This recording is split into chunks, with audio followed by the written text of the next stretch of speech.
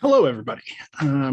I wanted to take this opportunity to make a brief introduction of myself. I hope that I will get to know all of you in the near time. But I figured I would just take a few minutes to explain to you a little bit about me, who I am, where I'm coming from, so that we have that opportunity prior to engaging in back and forth conversation or meeting in person. So hello, I'm Anderson Todd.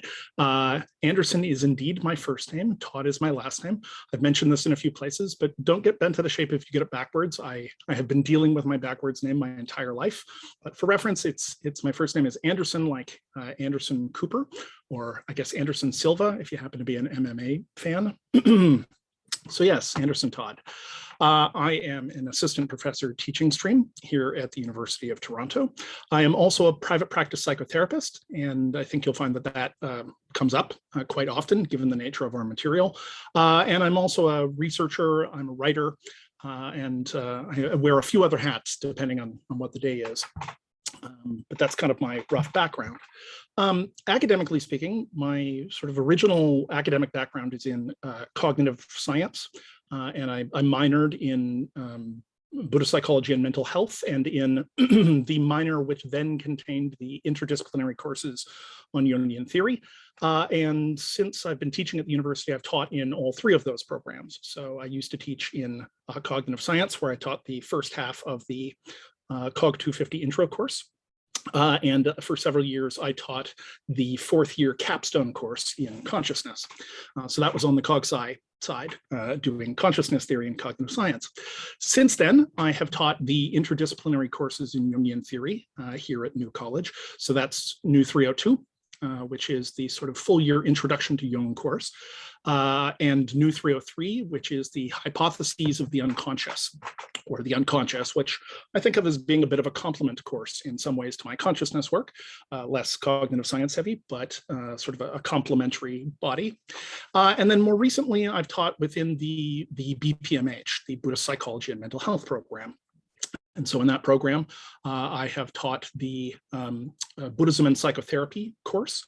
And this year, I'll also be teaching the introduction course, New 232, or sorry, BPM 232. They changed the course headings on me. So 232, which is the introduction course to Buddhist psychology.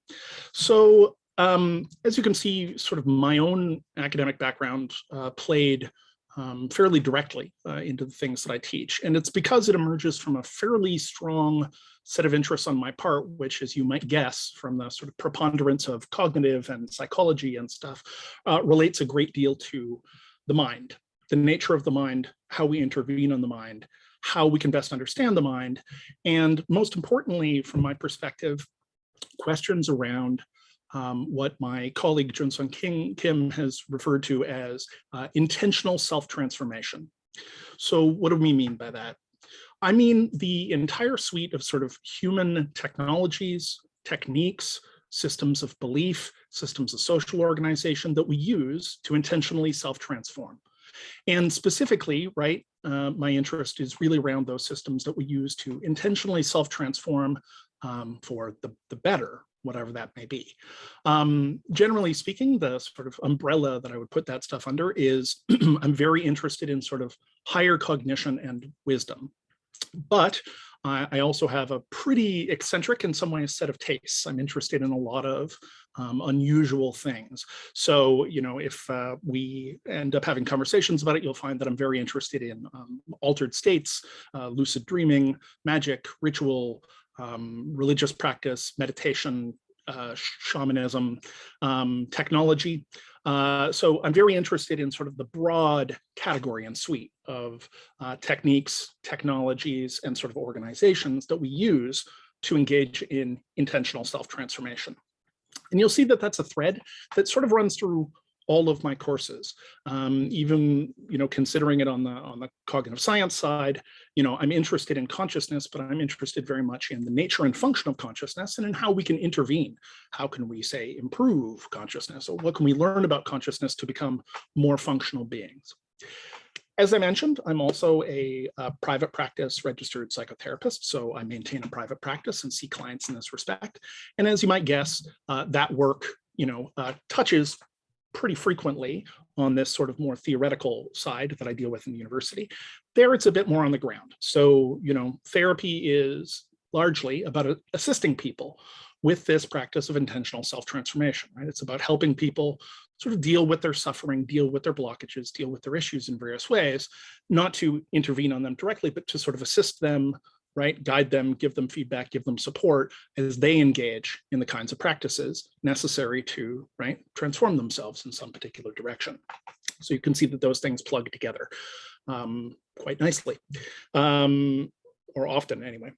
In terms of my sort of scientific interests, likewise, I was for quite a long time the assistant director of the U of T Consciousness and Wisdom Studies Laboratory here at U of T, along with John Vervaeke. So he and I co-founded that almost a decade ago. And our work there, likewise, was very much concerned with these questions around the nature of consciousness, the nature of wisdom, how we can intervene, and what sorts of scientific questions we can ask to get sort of meaningful qualitative and quantitative information about that. And again, you can see how a number of my interests apply there. But also that tended to bring in some of my more technical interests in a certain sense. So I'm very interested in, for instance, non-invasive brain stimulation technology.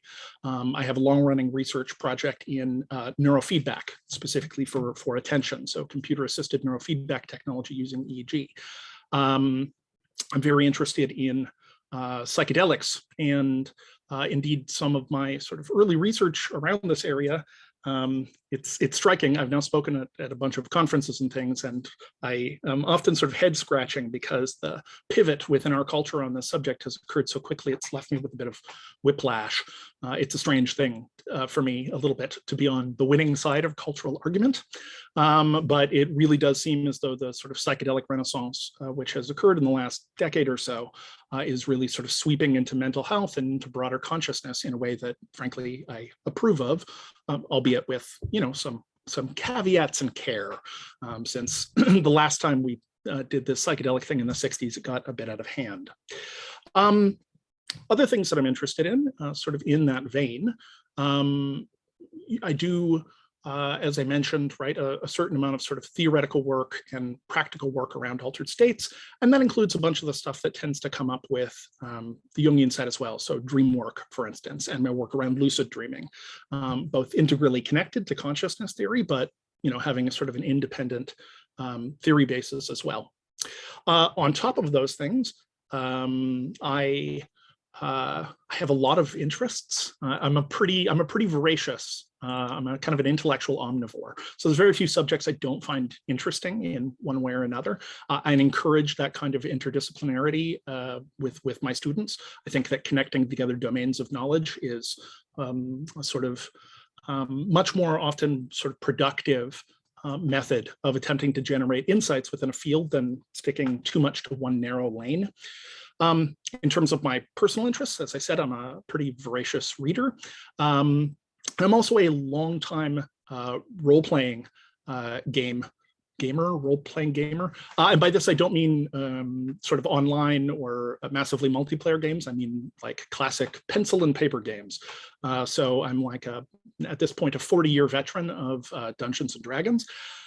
And the sort of games that come in and around that. I've been running those games for many years. And in the last handful of years, that's also actually strangely come to have an impact on my therapeutic work, but also my theoretical work.